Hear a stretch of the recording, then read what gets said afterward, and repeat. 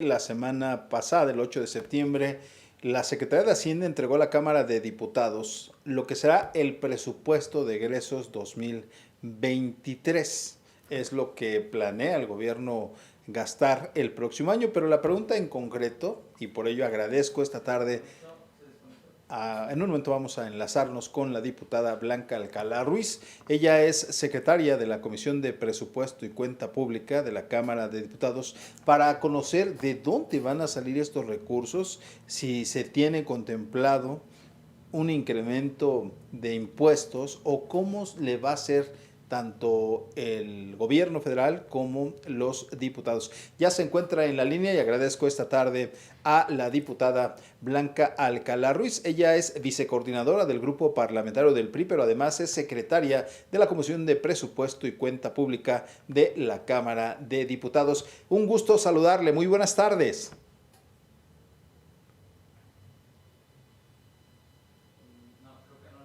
Hola, ¿qué tal? Muy buenas tardes. Me da mucho gusto saludarles, agradecida por esta invitación para poder conversar con ustedes. Diputada, de inicio, ustedes ya recibieron el presupuesto del próximo año.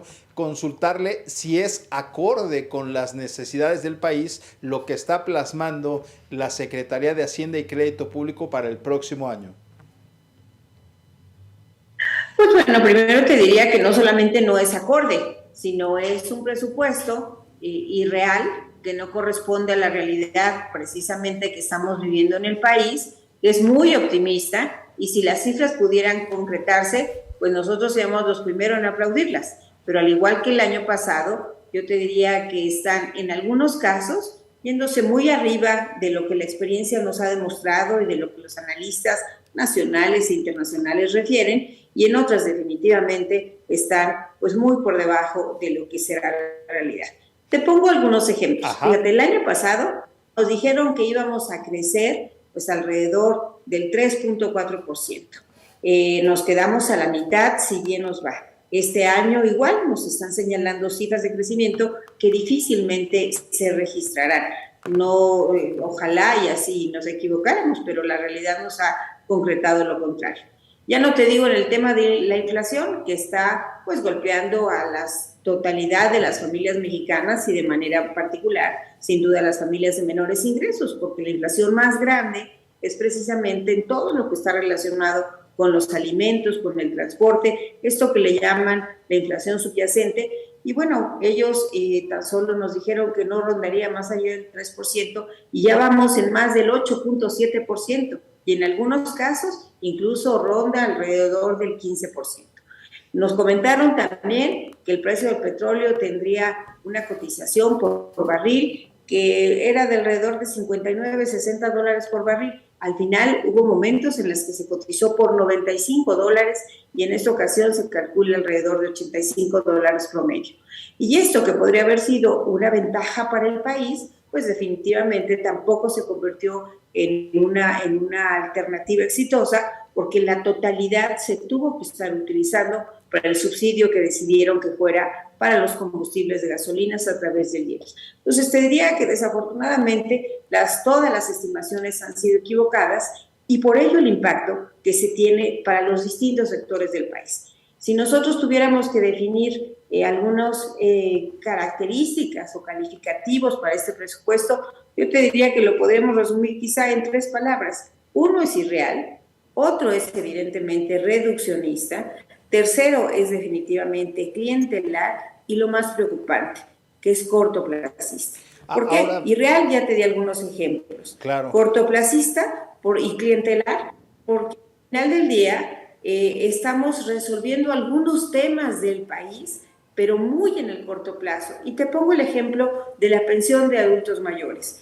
Cuando no estamos resolviendo toda la problemática que va a enfrentar ese sector de población, que por cierto, ya hoy hemos revertido el famoso bono demográfico a una población que va envejeciendo y que requerirá justamente mayores demandas tan solo en salud, un sector que en el presupuesto cada día vemos más pequeñito y con mayor ineficiencia. O sea, sí está latente. Bueno, Sí está latente, diputada, el ajuste en algunos programas, sobre todo porque especialistas han advertido desde antes de que se presentara este presupuesto que la prioridad para el presidente son sus obras faraónicas y que requieren más cantidad de recursos porque los estimados que se tenían pues ya los han desfasado y son prioridad para el presidente, así que tendrán que ajustar de algunas áreas para poder tener esos recursos y concluir lo que es el Tren Maya, concluir también la refinería.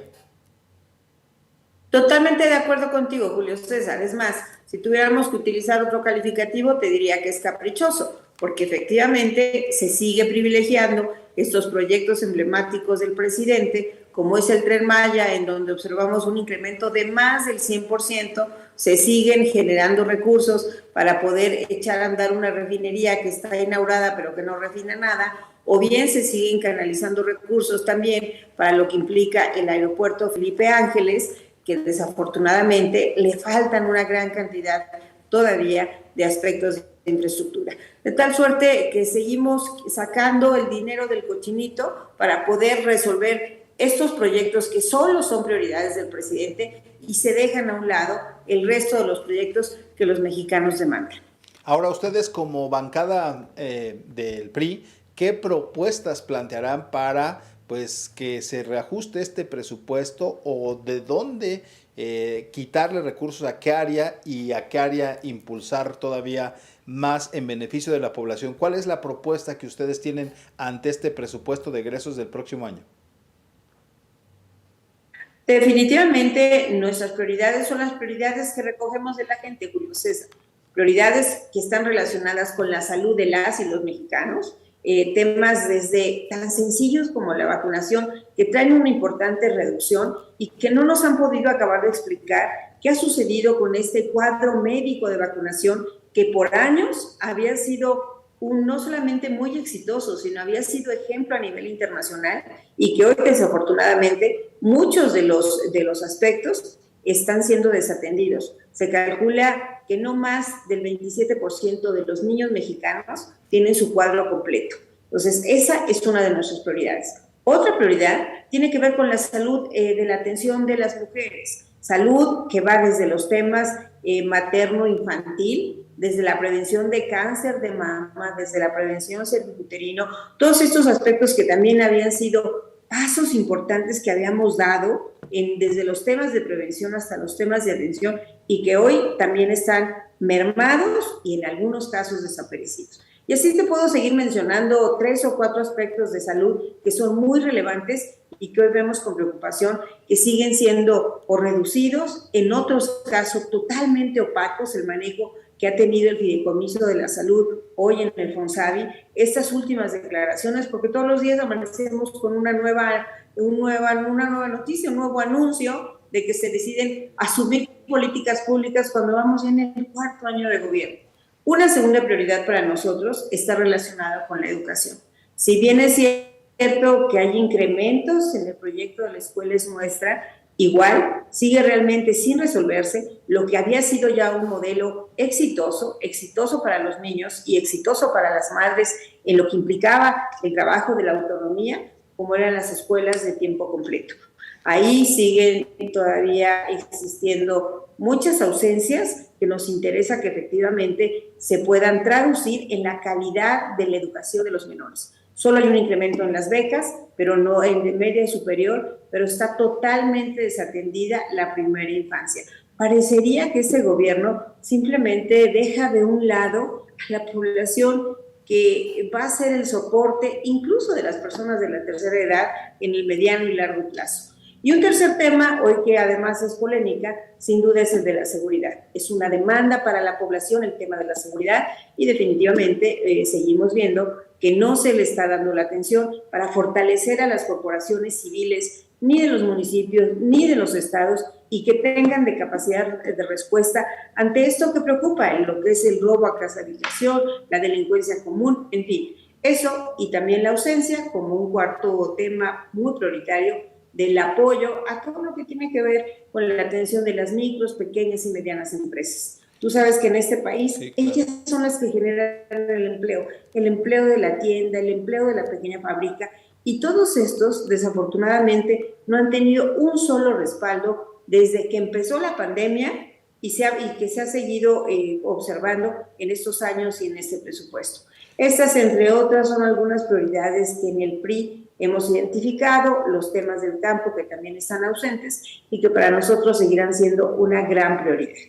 Finalmente, diputada Blanca Alcalá Ruiz, secretaria de la Comisión de Presupuesto y Cuenta Pública, en este documento que ustedes ya recibieron, vemos pues ante este panorama una inflación galopante que ha pulverizado el salario de los mexicanos, pero también la dependencia de lo que genere Petróleos Mexicanos para las arcas nacionales. Ante este contexto adverso, ¿hay en el documento algún planteamiento de impuestos para que el gobierno federal obtenga mayores recursos para lo que se pretende gastar para el 2023? ¿Hay algún planteamiento ahí de nuevos impuestos?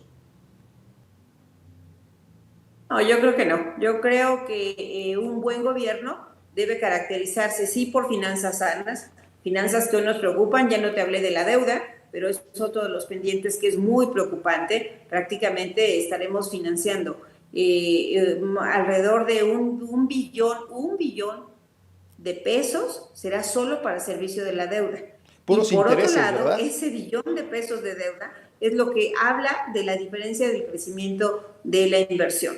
De tal suerte que yo te diría que el camino no es nuevos impuestos, sí es lograr tener una mejor recaudación, ampliar la base de contribuyentes, y eso se genera precisamente si tú creas condiciones para que haya nuevos empleos, que justo es lo único que no se está haciendo. Por eso para el PRI resulta muy preocupante que en lugar de generar condiciones para crear nuevos empleos, empleos formales, empleos bien remunerados, que les den la oportunidad a la gente a seguir adelante, pues se decida el poco dinero que tenemos, en ocasiones hacer transferencias directas o bien a través, por ejemplo, del programa Sembrando Vida, que no tiene ningún efecto de retorno. Entonces, ahí es cuando se diferencia un gobierno con una visión de mediano y largo plazo a un gobierno eminentemente cortoplacista que no resuelve el futuro de su nación.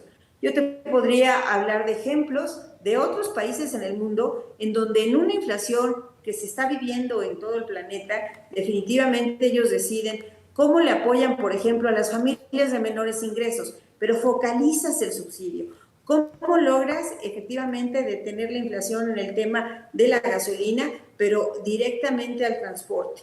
¿Cómo generas un apoyo para las micro y pequeñas empresas, tratando de que no se des un deducible de impuestos, siempre y cuando generen nuevos empleos? En fin, creo que hay muchas estrategias que si se revisaran, si se estableciera este diálogo de ida y vuelta entre el legislativo, el ejecutivo, el sector productivo, podríamos encontrar realmente nuevas salidas para que el país saliera adelante.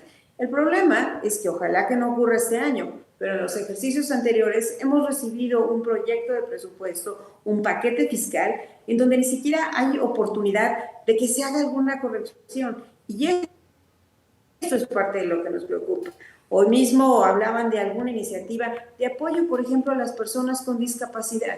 Y yo creo que lo más importante no solamente es que se dé un donativo, que se les aumente su pensión, sino que efectivamente les generemos las condiciones para que ellos puedan ser productivos. Esto, Correcto. Julio César, es parte de lo que la bancada del PRI estará en las comisiones haciendo el análisis y buscando que se gaste mejor los recursos que se piensan recaudar por parte de todos los mexicanos. Pues agradecerle a la diputada Blanca Alcalá Ruiz, precisamente el que nos explique este panorama una vez que ya se encuentra en la Cámara de Diputados el presupuesto de egresos del próximo año. Agradecerle, un gusto charlar con usted. Muy buenas tardes.